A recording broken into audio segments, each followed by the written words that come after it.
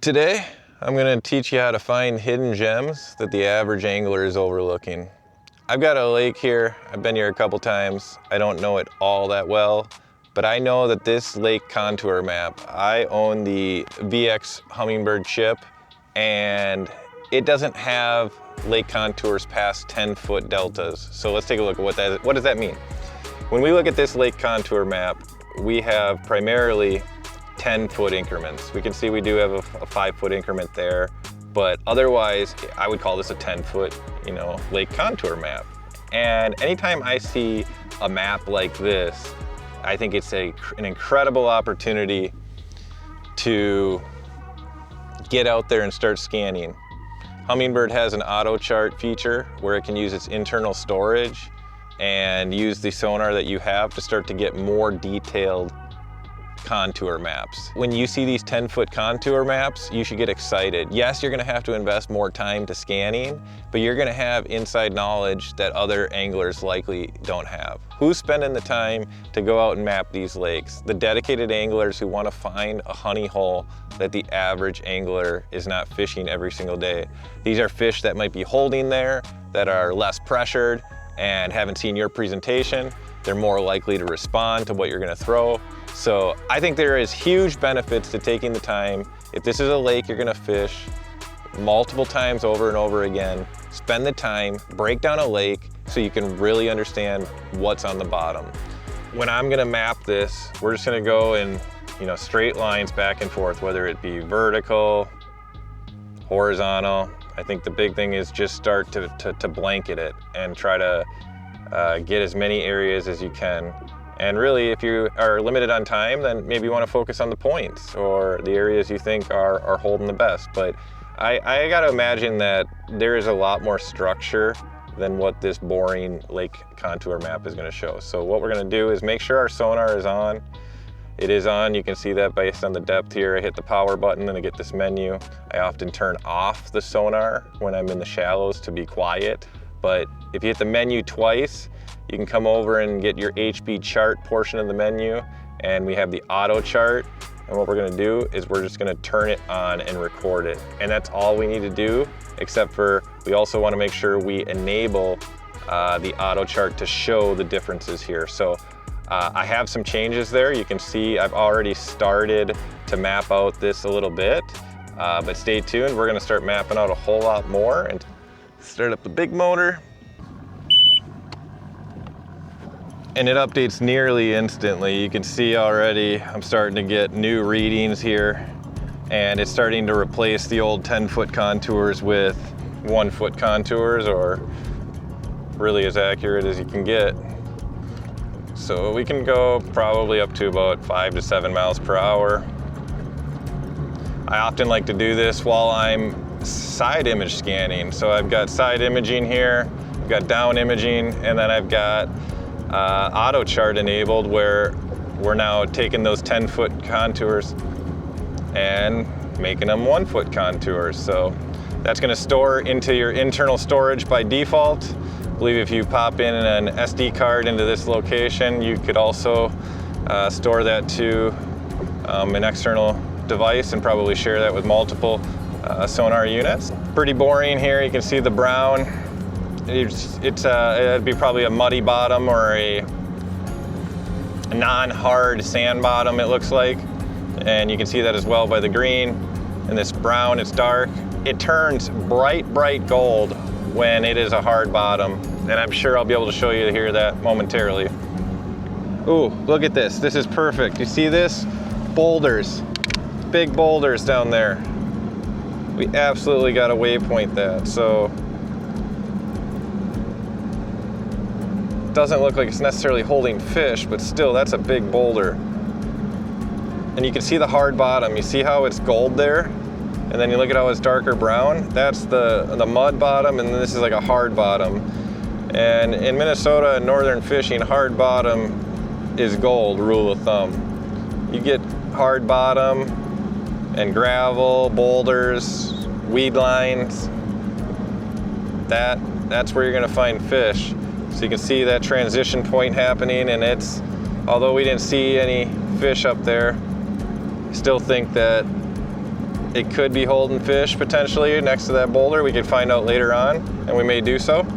But for right now, we just marked that new spot, and we're coming up, and we're getting some more hard bottom here. So take a look as we come up to this point, you're starting to see that point come into play here. So that's the point taking shape there, and you can actually start to see that.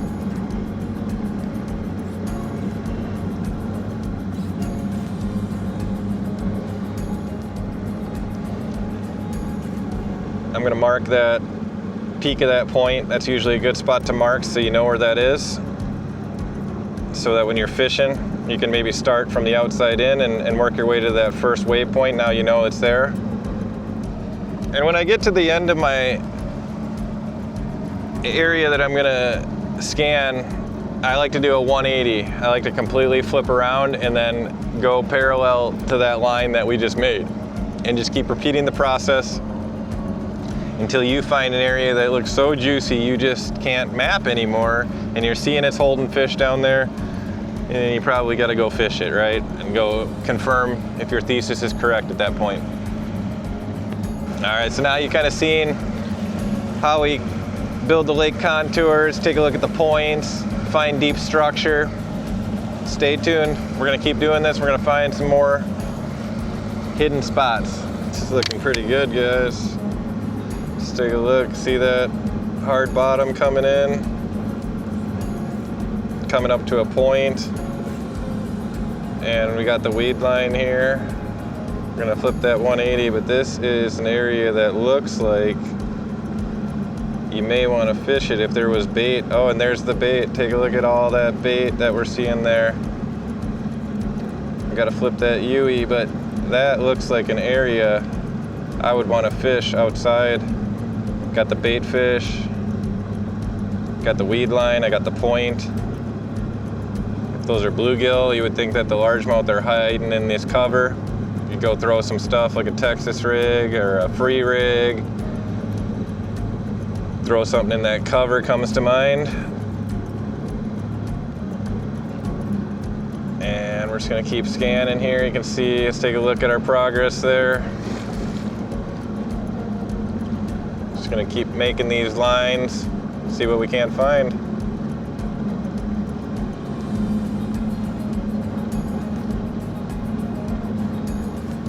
Oh, there's some nice bait right there. I'm gonna mark that. It looks like good bait on the weed line. See how it thins out there? It gets deeper, and then the weed line thins out, but then the bait's still holding there. I like that. Throw into that cover a little bit.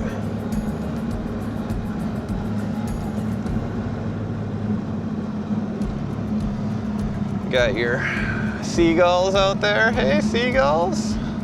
What's happening?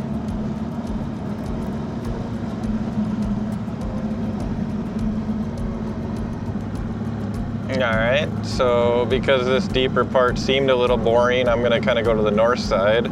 It seemed like there were more rocks in this area, if you recall. Maybe there's more rocks up in here that we don't know about. So I'm gonna kind of make a educated decision on which direction we're gonna go.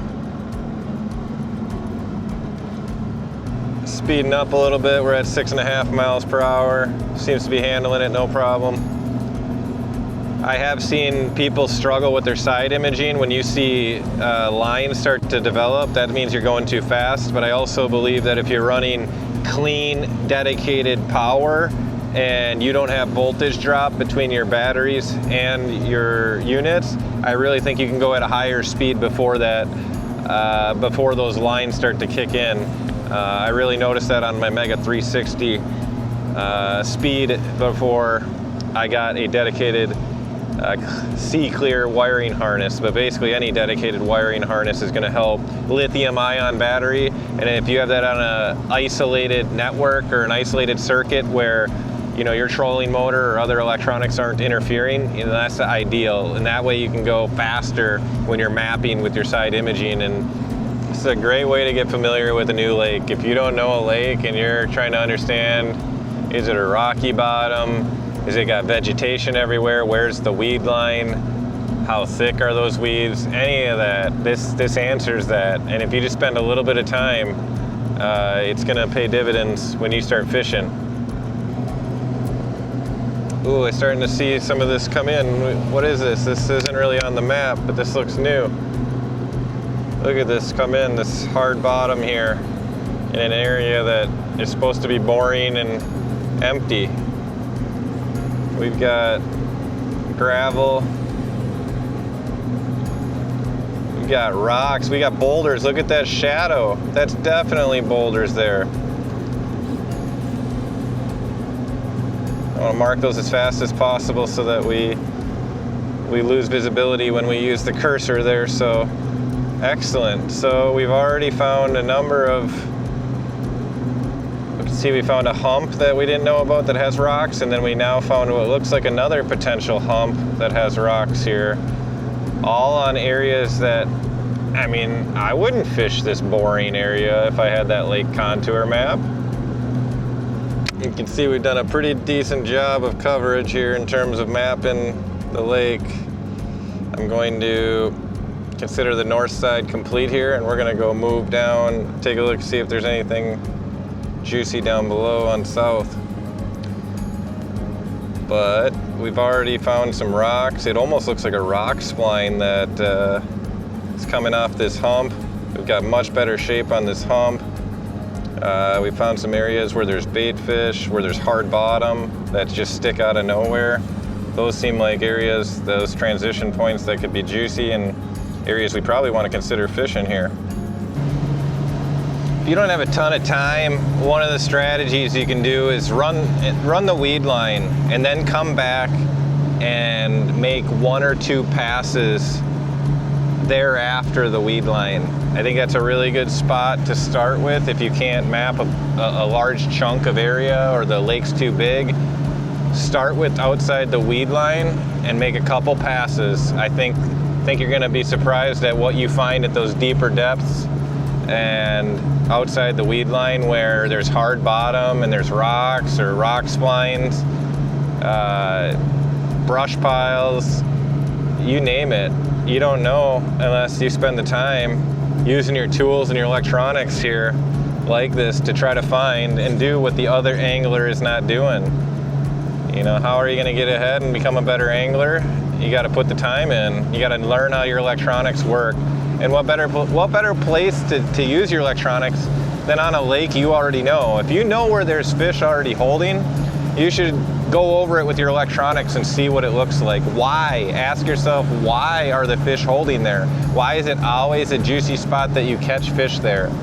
And once you understand that pattern, you try to replicate it at different parts of the lake or different lakes and different waters of bodies all completely, but everything's a pattern and every day is a new pattern. And what is the lake telling you? What are the fish telling you?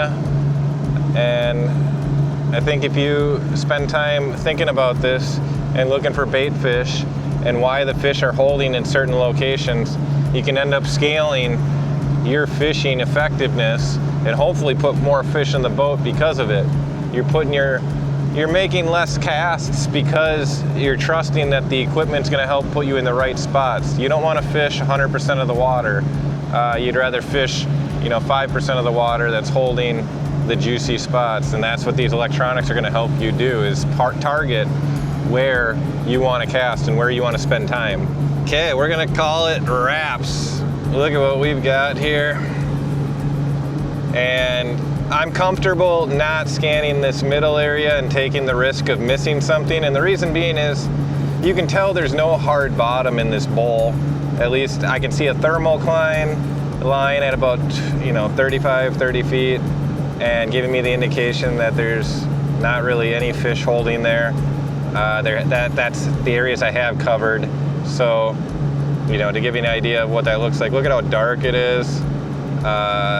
You can see that thermocline potential right there, giving me an indication that fish are not really holding in this deep area. So I'm gonna call that good in terms of not scanning the entire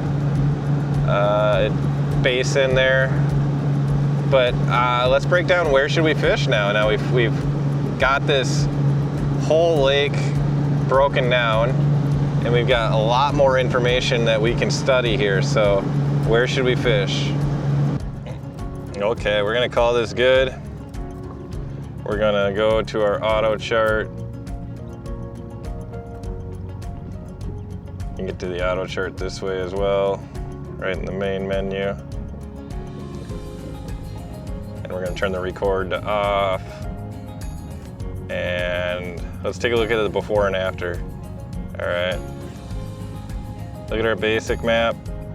You know, let's go check out these spots. We've done all this investment in finding all of these spots now, and let's go check it out. So first spot on the docket, I want to check out this deep hump. I've never seen anyone fish that before, so let's check out the deep hump. Second spot we're going to go to is the rock spline. So stay tuned, second spot, and then based on that, we're going to come and check out this small point that I've fished before and see if there's fish holding there as well. And you can see that point come sticking out here. I've never seen it so well before with this new map. So we got the one boat network, and with the one boat network we can share those waypoints we marked up here with this one as well, so they'll be visible. So if you look, we can see we're sharing the waypoints, and we can see I'm going to clear the track. But now let's go put the trolling motor in. Let's check out this spot here that we marked a rock on. Well, I can start to see the hard bottom there, and I'm going to turn off the sonar on the front because, again, we want to be super stealth. I put that in standby mode, turn off the sonar. Yeah, we can definitely see something there. It's a different change in composition on the bottom.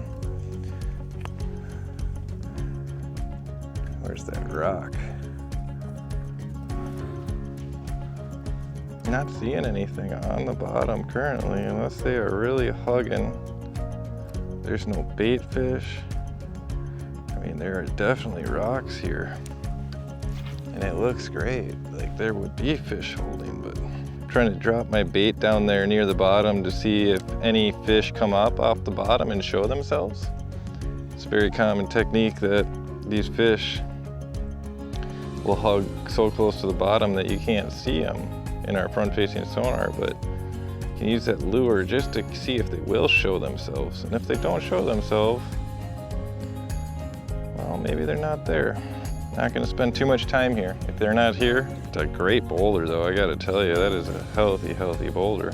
All right, so we checked out the first place, and there's a great boulder. There's a cluster of boulders down there, just like the side imaging had shown, but I can't see a single artifact that a fish is down there currently. I did cast off the bottom a couple times, or I cast it a couple times to the bottom to see if any fish were holding tight where we couldn't see them with the front-facing sonar, and maybe they would have come after it, but no signs of life on that. So right away, we're gonna move to a different location. The second location, this rock spline, and it had a number of boulders as well, and it's also near a hump. So let's go take a look at that spot as option number 2. So this is option number 2 that we found. This is a rock spline. There were supposedly boulders down there that we saw with decent shadows. Okay, these look like potential fish right there. They're sitting at 15 to 10 on the top of this high spot there. It definitely looks like fish. It's a warm day, drop shots seems like the ticket, 45 feet out there.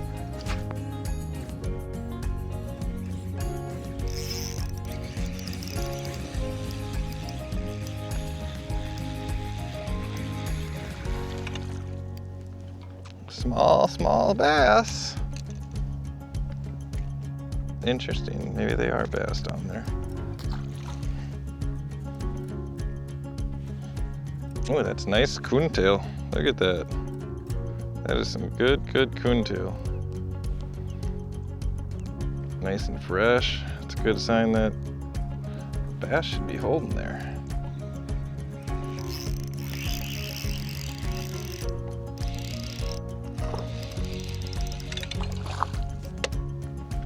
Not a huge one, but we're still on fish. Well, this school might be a little school of babies, but where's Grandpa? That's what we're wondering. Better one.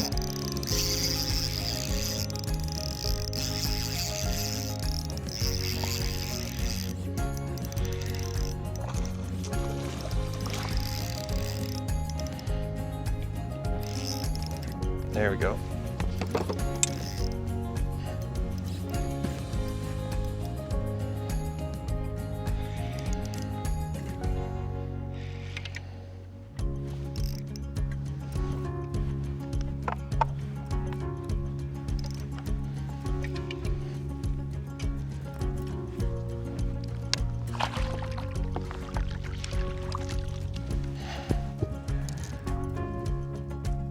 A better one.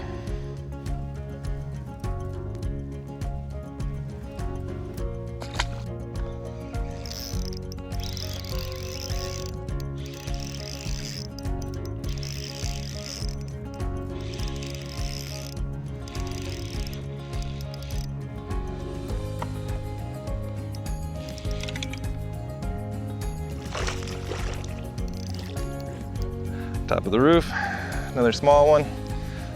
Hopefully we can get a big one here soon.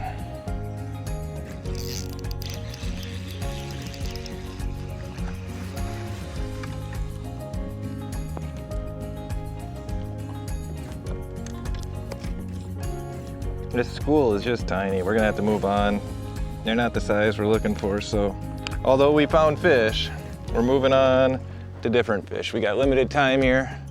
I'm gonna show you how we just bob and weave to new locations wherever the fish are holding. So let's go to option 3.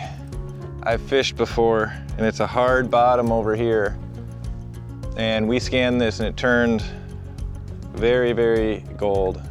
And there's kind of an area in the weeds that almost is cleared out right at the point, and that's what we're gonna fish. First spot was a dud. It was the boulder, if you recall, out in the middle of the deeps, but there were no fish around it. Second spot was kind of a rock spline ledge with a hump around it, and we worked that weed line and we caught, it looked like there was a cluster of bass, but they were super, super small, and everything we brought in was small for the most part. So we're gonna try an area I'm more familiar with and see if we can't bring in some bigger ones. So stay tuned. So there's fish here. We're at the third point, and there's definitely fish here. Let's see if we can't get them to respond. We might have to throw something else like the free rig, but they seem to be down there. Hopefully we haven't spooked them.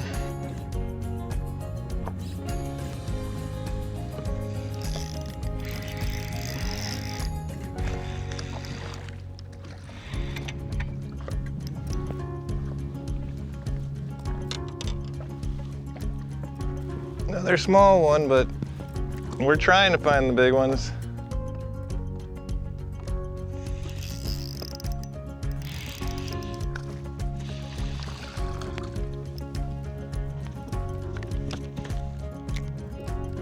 Tiny ones. Where are the big ones at today?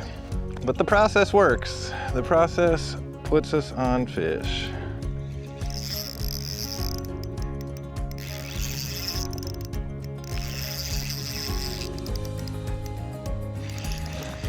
That's a better one.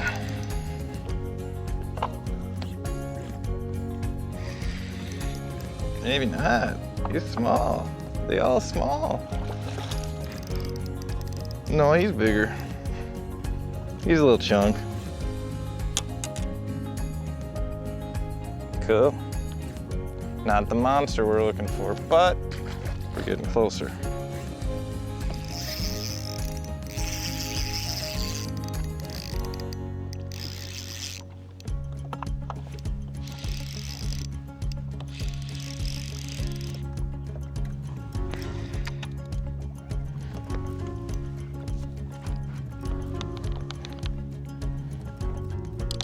Another small one. But I hope you trust that this same pattern of finding objects on your side imaging, mapping the lake contours to a more precise measurement, and puts you on fish. I mean, you're definitely... Okay, so last spot, we're gonna go to option 4. This is an area, it's the main point of the lake. Bait fish all around it, should be juicy as all giddy up. We were able to map this using our tools earlier, so let's see if we can't get a fish.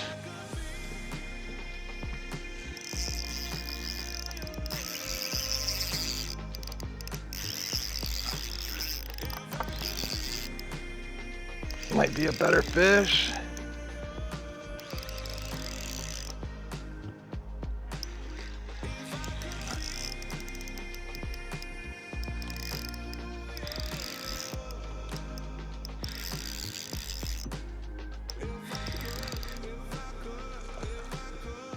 Better, but not a monster. Not yet.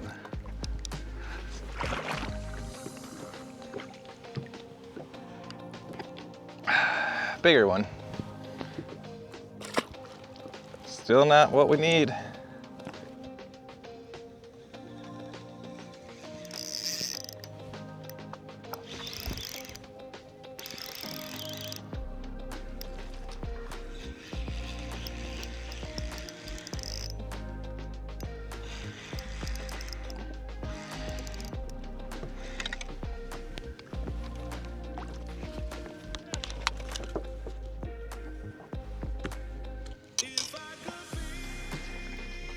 We need that big one. Y'all are gonna start doubting me that this process works. It does find big ones, it finds you the structure. And you know, a lot of times it's holding big fish. Just happens to be today. The big ones aren't biting with what we got, but they are down there too. Oh, you had a pikey pike on the old hair jig, huh? Yeah, that makes sense. They'll eat anything. Well, thanks for coming out. We're done fishing for the day. I hope you found this useful and how you can use your electronics, your side imaging, your down imaging, your lake contours, your auto charting software within Hummingbird. All comes together to help you find juicy spots that are worth fishing. We fished 4 different options here. We didn't get monsters today, but I hope you have confidence that the process works. We were able to catch fish on areas we hadn't never fished before, so I don't think it's just coincidence. We were able to really scan this smaller lake and find the structure, find the bait fish, and spend our time in areas that we consider high percentage. So if you're new to this channel, hit that subscribe button down below. If you like this video, hit that thumbs up. It really helps out, and we'll see you on the next one. Stay tuned.